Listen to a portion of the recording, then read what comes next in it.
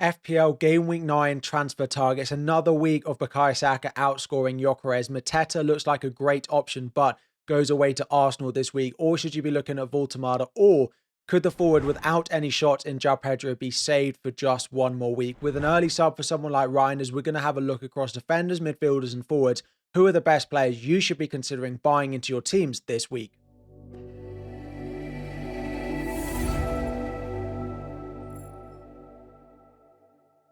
What is up, everyone? FPL Harry here. Before we dive in, 2,000 likes is the aim. Subscribe if you are new around here. We're going to dive straight in, go with some key questions. This video is being sponsored by Fantasy Football Scout. If you do want to check them out, look at the members area, have a look at some of the underlying data, look at the players who are overperforming, underperforming, potentially. You can do that all with a link in the description. They're still offering 40% off with an additional 5% if you use my code. The big news that we've had so far this week, actually this morning, I'm recording on Tuesday morning, is that Sean Dyche has been appointed as the new Nottingham Forest manager. Now, what does that mean? First thing I would say is the upcoming fixtures are not good enough for us to go and buy into them, expecting some sort of a new manager bounce. I do not expect that, and I would not be buying into the Nottingham Forest players at the moment.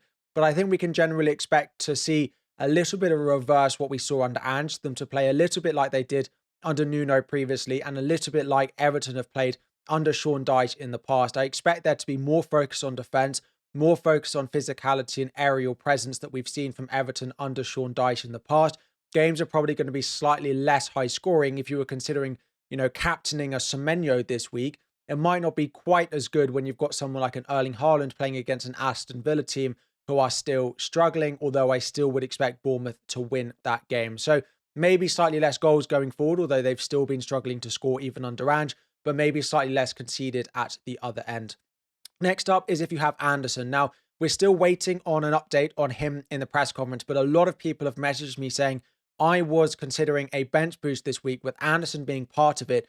What should I do if he was ruled out? And it's a very similar thing to when we had the news that it looked like Alderete was going to be ruled out last week.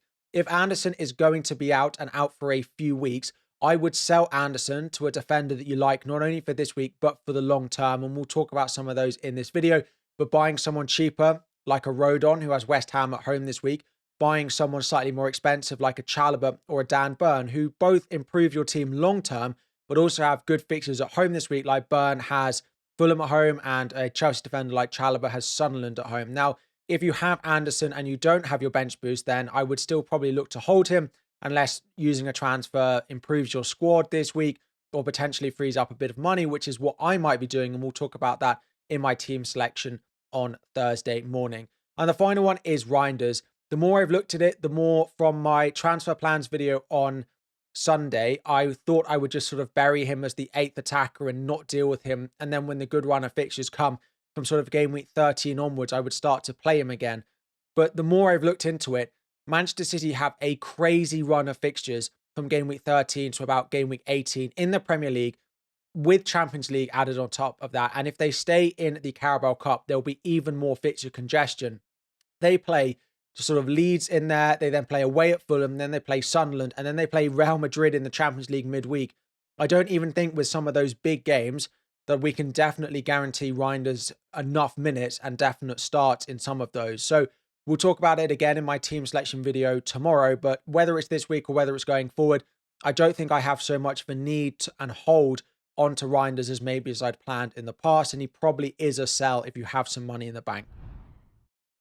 So then going and having a look at who has the best upcoming fixtures. So Arsenal remain at the top. We've also got Chelsea in their second. Apart from the fixture where they play against each other in game week 13, the general run of fixtures do look pretty good. And actually there could be a world where we look to play the free hit in game week 13, because there are a couple of other fixtures lower down which do look really appealing, right? Liverpool go away to West Ham and Manchester City have Leeds at home. So if you have lots of Chelsea and lots of Arsenal playing against each other, that could be a week that you could free hit to sort of triple up on Manchester City, buy Mo Salah for a week if you wanted to, if you're not going to buy him back between now and the African Cup of Nations. But Arsenal and Chelsea are very high up. Brighton are next, and I have had quite a lot of questions about Brighton. Their results are just so unpredictable and their performance is just so difficult to see what's going to come and who's going to get the returns. I still like someone like Minte. I don't mind a cheap goalkeeper in Verbruggen, but I still think there's better options than most of them elsewhere that are going to be slightly more consistent. Everton are next, Crystal Palace and Newcastle are probably the ones we're all looking at. Everton, you may already have investment in. Now, it is worth noting that it sounds like Branthwaite may be having surgery on his hamstring, which could rule him out until at least the next year. So, well, into 2026, that is not a full calendar year. But that would make Keane at 4.5 a nice option. Someone like an Illiman and Dye, someone like a Grealish. Crystal Palace, this is probably not the week to invest going away to Arsenal, but from game week 10, they just look like they have such a good run of fixtures, and I would be looking to buy at least one of their players, an attacker or a defender, look like great options, and they're nice and affordable. Newcastle's next. They had, of course, the difficult fixture away at Brighton, which they lost last week, but Fulham at home, then West Ham away in the next two, starts a pretty decent long-term run of fixtures. Walter and the defenders we will talk about. And then maybe the other one is Manchester United. If you wanted to go back onto someone like a Bruno or a Brian and Burmo, they do have a pretty nice run of fixtures for about the next 10 games.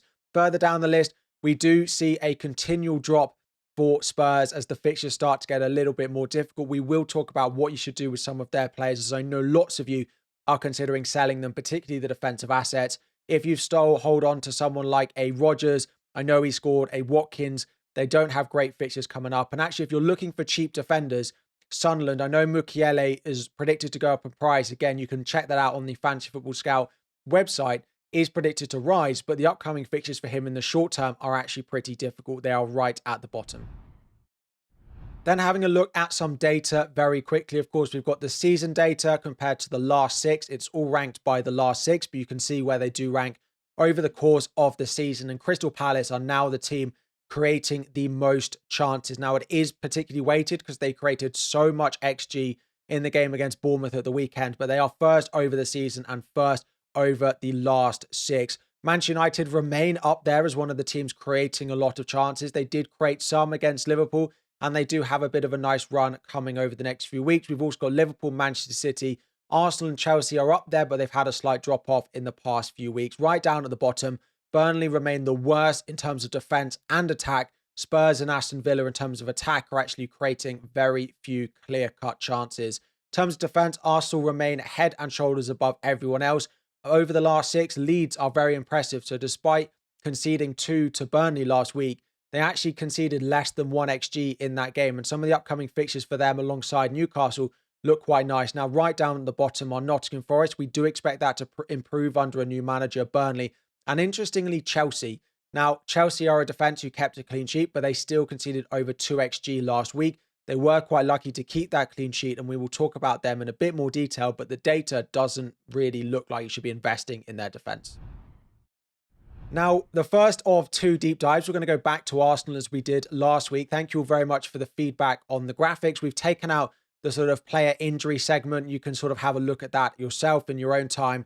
But generally, what we're going to look at mainly is the highest scoring players, the most informed players, the highest average DEFCON, the XG sort of stuff, and the players to buy. The upcoming fixtures remain really good, particularly the next 3, Palace, Burnley, Sunderland, and even Spurs. As we saw from an attacking point of view, someone like a Kudus, sorry, I know I've been mispronouncing his name over the past few videos, and people have been telling me in the comments, Kudus, I hope that is better. But apart from him, they're not creating loads of chances, so defensively still remains where I would invest.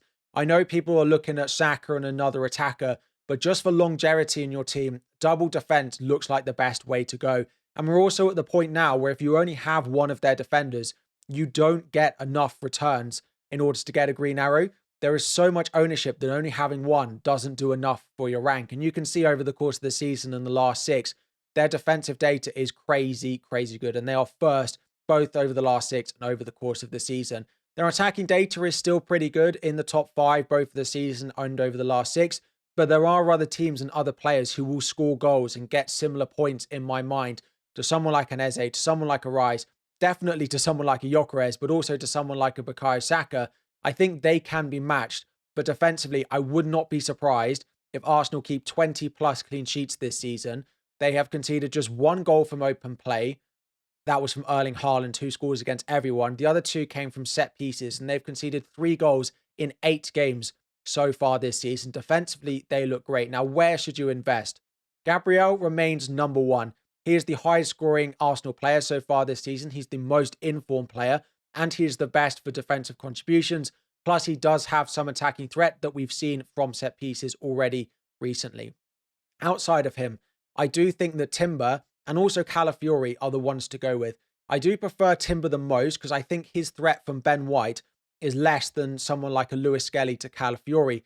But Calafiori, if you watch the game against Fulham at the weekend, had a goal ruled out. He is very, very attacking and has a good eye for goal. And we've seen that in the past and offers a bit of a differential because Timber's price, he's actually predicted to go up in price and hit 6 million tonight.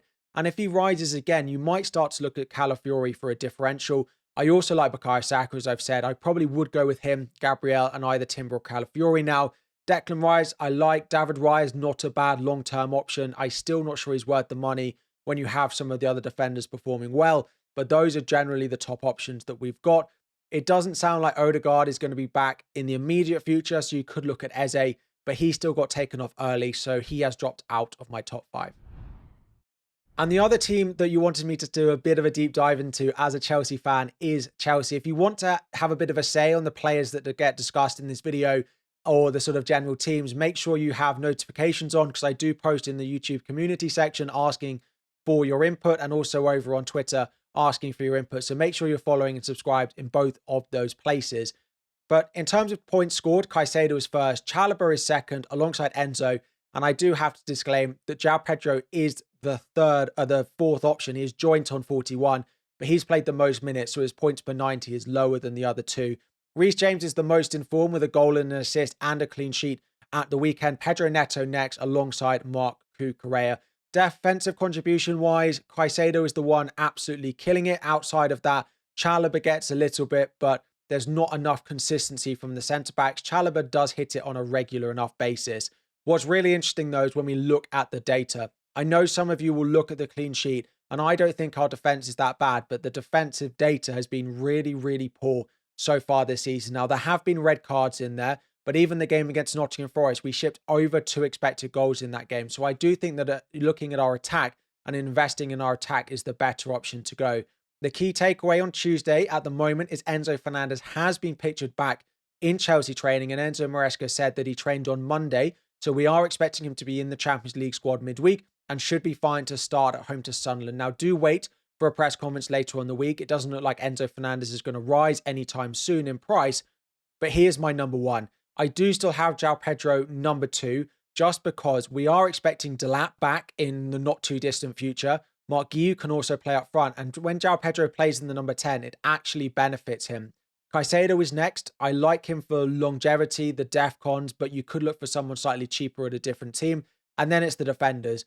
I do like our attack more than our defense. Sanchez is still the one I would buy if you have a goalkeeper spot available. And I would go Chalobah over Reece James, over Cucurella, and over someone like a Tosin. Tosin didn't start. Achapong, I don't expect him to get enough reliable minutes. It really is Chalobah or Reece James for me now. Do you want the slight attacking threat? Although Chalobah and Reece James's expected goal involvement per 90 this season is exactly the same at 0.21. And I just think Chalobah's minutes are slightly more reliable, although I do expect Reece James to start at home to Sunderland because of the suspension to Malo Gusto.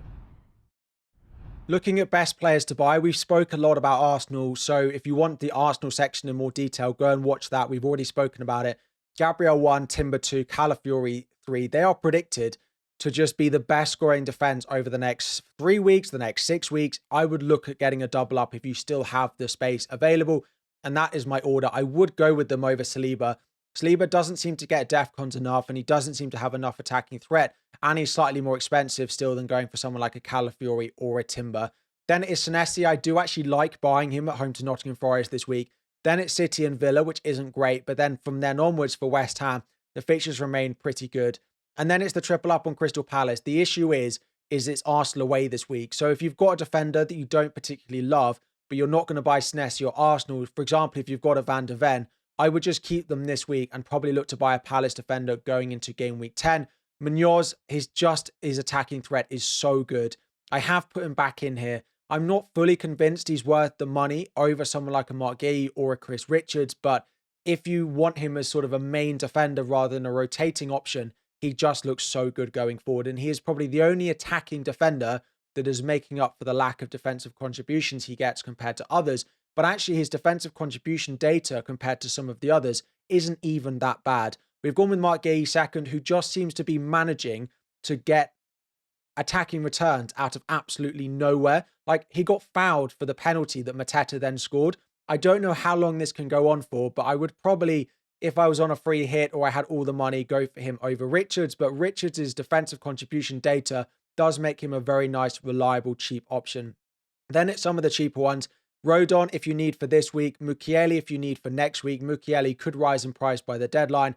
And then it is a Chelsea option. I don't love the Chelsea defense enough to buy one of our defenders. I'd buy Sanchez if you want a little bit, but if I had to pick one, it would be Chalobah. Then we're moving into midfield. If you still don't own Antoine Semenyo, I wouldn't let the upcoming fixtures put you off. He remains number one, even up to 8 million. He has risen 1 million in price since the start of the season, and he remains a very, very good option. Next up is Bukayo Saka. He's up to 10 million now. I do think he's the best of the Arsenal attackers, and they do have Burnley and Sunderland in 2 of the next 3 games.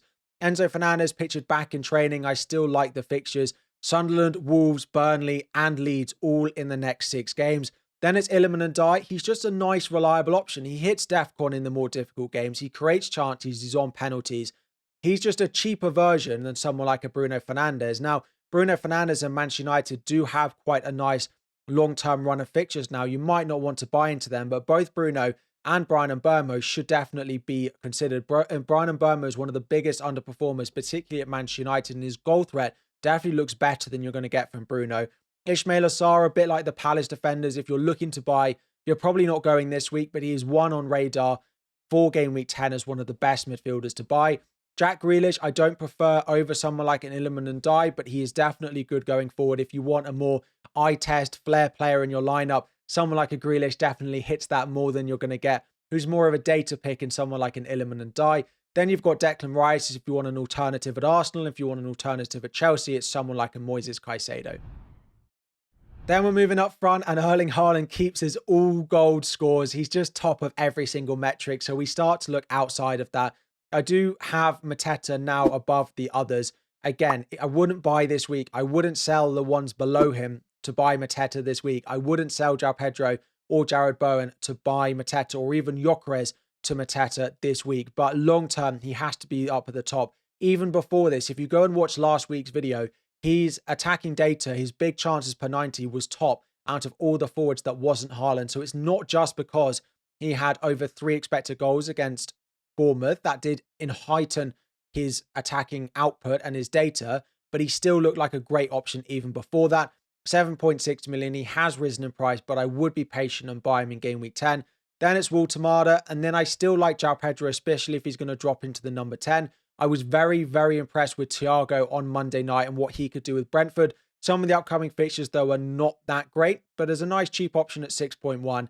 Then it's Jared Bowen. Now, I still probably think he's okay, but West Ham were really poor on Monday night. You might not want to be buying new, but at 7.8 million, he's not better than someone like a João Pedro, a Walter, or a Mateta if you're looking to buy at that price. And number 7 is going to be Gyökeres. I don't think he's a dreadful option, but at his price, with the other Arsenal options, you're probably not looking to buy new. Now, the bottom 3 that we've got, first of all, is to mention Kruppi Jr.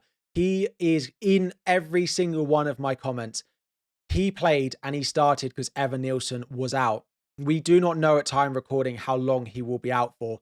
If Evan Nielsen is out for 2 months, then Kruppi Jr. looks like an incredible buy because he will lead the line and he has a great goal scoring record. At the end of last season for his previous club, of which who escapes my mind at the moment, I think he scored 13 goals in 14 starts for them at the end of last season. So he does have a very good goal scoring record, but we are not expecting Evan Nielsen to be out that long. So he's fine if he's an 8th attacker that you don't really play every week. But if you're looking to play him quite often, you might get him for Forest, but then he might be an issue going forward if you need to rely on him. Outside of that, Danny Welbeck looks like he's coming back into the Brighton team, but I'm not sure the minutes are reliable enough. And similarly for Sesko, some of the upcoming fixtures for both Brighton and Man United look great. If you wanted to punt, they're there, but I don't think the minutes are reliable enough to back them over some of those others we've got at the top of this list. So just to discuss a few of those, and in terms of putting together some popular transfers, people are looking to sell Reinders to buy Enzo Fernandez. Now, Enzo Fernandez, let's just see what happens with the Champions League squad midweek. But if you do have the money, yes, I would. Next up is Mo Salah, and he missed some chances in the past game, but I think, and I do think it's time to sell him if you still hold on to him. If you don't have Saka and you can do Salah to Bukayo Saka before he also plays Burnley and Sunderland, then yes, I would. João Pedro, I would not sell. I would keep him to see how he gets on, especially if he plays in the number 10 behind Mark Guiu, and if Delap is going to be back soon. Both of those things would benefit him despite how good Walter will be. It's also because I prefer Mateta to Walter, so I'd prefer buying Mateta next week. If you've got Van de Ven and you can't get up to an Arsenal defender or a Senesi, I would keep your Spurs defender for one more week and then move them to a Palace defender in game week 10. And then lots of you are asking about a double swap of something like a Gyökeres or Reinders to a Saka and a Kruppi Jr. Again, I don't love it in terms of squad structure of going for a Kruppi Jr., but if you could play him for 1 week at home to Forest if Evan Nilsson is out and you get to do Saka in for Gyökeres, I don't mind this, but it does feel like quite a luxury double swap. Hello everyone, just a little additional section that I sometimes do in case there is UCL roundup Champions League talk that we need to have. Just a couple of things. I'm recording just as the Champions League has ended. Arsenal win 4-0. Gyökeres scores twice. Now, it doesn't really change my thinking. I still think Saka is a better pick, but when we get to talk about my team, in my team selection, it probably is enough to convince me to probably give Gyökeres the next couple of games, or at least keep him for the Palace at home fixture. Next up is Gabriel did get subbed off. Now, we do think he's okay. He was slightly stretching his leg, but we do think he'll probably be all right. But just keep an eye on that. He is still my best defender to buy as long as he's available. Of course, he scored in that game. Still looked really good, so I wouldn't worry, but just keep an eye on it if you're looking to buy him this week. Then at Manchester City, Erling Haaland scored twice, and Reinders didn't start again alongside Phil Foden. It means I expect both of them to start at the weekend against Aston Villa. So if you wanted to keep them for that game, you probably could. But the interesting thing is Gonzalez did get subbed off with an injury, of course, with Rodri already out. Now, that doesn't impact Reinders too much in terms of minutes, but it might mean he's forced to do a little bit more defensive work, because I don't think Pep will trust someone like Kovacic to do all the defensive work on his own. So I think Reinders' minutes are fine. I think he'll probably start. I'm still not sure how much I love him going forward. Then at Newcastle, they won 3-0. Defensively, they looked all right, pretty solid. Anthony Gordon, of course, getting a goal. We did see an assist for Nick Pope, nothing for Walter. I still think that the attacking returns slightly less predictable there, and I do think I'd prefer Mateta over Walter going forward. And that is all for the main bulk of this video, just to discuss a few other players who I did see mentioned in lots of the comments. We don't often discuss goalkeepers, so this is always a good opportunity to do it. David Raya's price is creeping up a lot. I'm not sure I would go there now. I would look at a double up on the Arsenal defence. Donnarumma, the fixtures now are not looking that great, but he has definitely improved them defensively, so I don't mind him. I just think if you're looking to buy, the next window will be back again in game week 13. I'd be going for Pope or Sanchez if I was looking to buy a goalkeeper. I think I'd probably go Pope, but if you do trust the Chelsea defence and the fixtures coming up look better than you get for Newcastle, I do quite like Sanchez. Into defence, if you're looking at Newcastle, I do think that Burn is the one that I would go with. Botman is getting a consistent run of minutes at the moment, but I still think Burn is the safest. You can play left back, you can play centre back. I don't mind the Botman pick, but I would go with Dan Burn. Now, Van Dijk is an interesting one, and actually I was doing some planning with my team this morning, and I'm almost certain I'm going to buy Van Dijk for Tarkowski in game week 12. So if you've got him, as much as you want to move him sideways, I think I'd keep him, because in not too many weeks' time, a lot of people will look at buying him. If you don't trust Liverpool and you don't think they're going to turn this around, then definitely sell him, but I probably wouldn't. Next up is at Everton. Of course, it looks like Branthwaite is going to have surgery on his hamstring, so that makes Keane probably a better buy than Tarkowski, because he's $1 million cheaper if we get that confirmed. Gvardiol missed out completely, and that is probably enough for me to say that will happen again between now and Christmas. If you've got him, I'd probably look to sell. It's not a priority sell. I'm pretty sure he'll start away at Villa, but this will happen again between now and game week 20 in what is probably most likely to be one of the easier games when you most want him to play. We've already spoken about Van de Ven, Porro, and Romero. If you've got them, well, Romero might be injured, but the other two, if you can move to an Arsenal or to Senesi, then yes, sell this week. If you can't, wait till next week and sell them for a Palace defender. Into midfield, if you've got Salah, I think I'd be looking to sell him.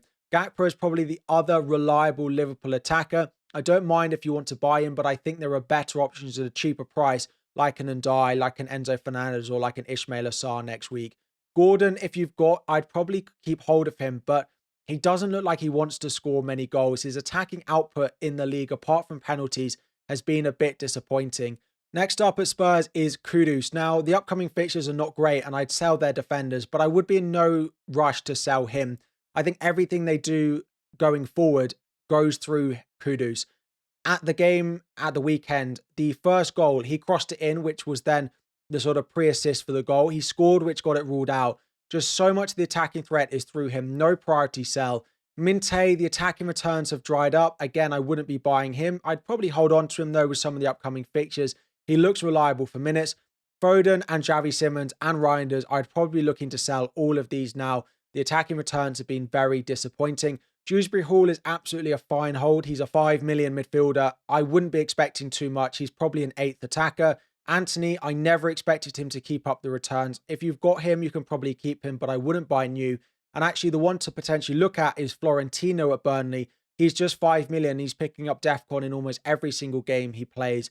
A few of them up front. Richarlison is a sell. Strand Larson, I know, has a good fixture this week, but I think I'd probably just get rid of him. There are much better options. And Isak and Ekatike, if you own either of these, I would just be looking to sell. There is no guarantee which of them is going to start. I think Ekatike should start, but Isak seems to be getting minutes. There are early subs, people playing out of positioning. Just get them out of your team. I think there are much better forwards that you can buy for a cheaper price. So that is everything across lots of different positions. If I haven't answered your question or looked at the player you wanted me to, drop it all in the comment section down below. 2,000 likes is the aim. Subscribe if you are new. I'll take some of those questions, of course, to put them into my team selection tomorrow. Complete guide on Friday. It is a Friday deadline though, so that'll be a Friday morning video, Friday evening deadline stream. Anyway, let's wrap it up there. Have a great rest of your day, and I'll catch you all very soon.